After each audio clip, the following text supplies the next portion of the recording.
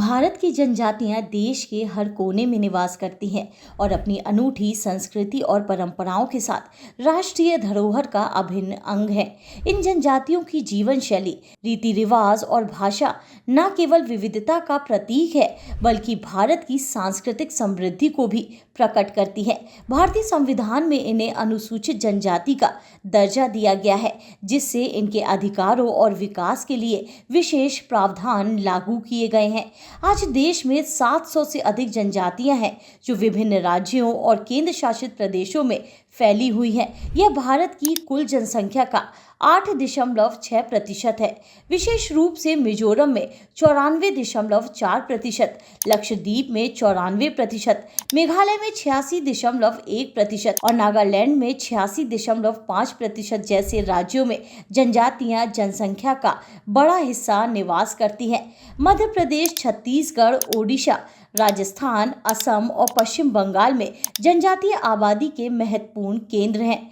भारत की प्रमुख जनजातियां कला, संस्कृति और इतिहास का अनूठा मिश्रण। भारत की प्रमुख जनजातियों में भील, गोंड और संथाल जनजातियां विशेष रूप से जानी जाती हैं।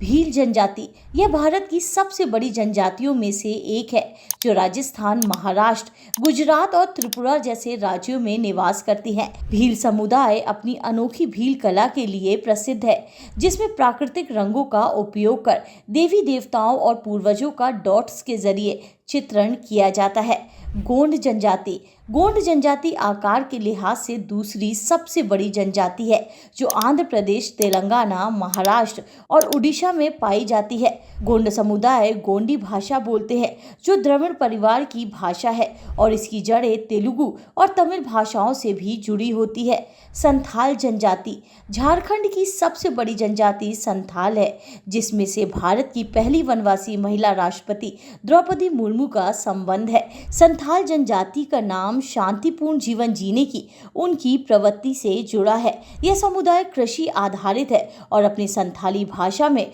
ओल चिकी लिपि का प्रयोग करता है। संथाल विद्रोह के कारण इस जनजाति का ऐतिहासिक महत्व भी है, जिसे कार्ल मार्क्स ने भारत की प्रथम जनक्रांति कहा था। भारत की जनजातियां न केवल हमारे समाज की सांस्कृतिक विविधता को समृद्ध करती हैं, बल्कि देश की ऐतिहासिक धरोहर का भी अभिन्न हिस्सा हैं।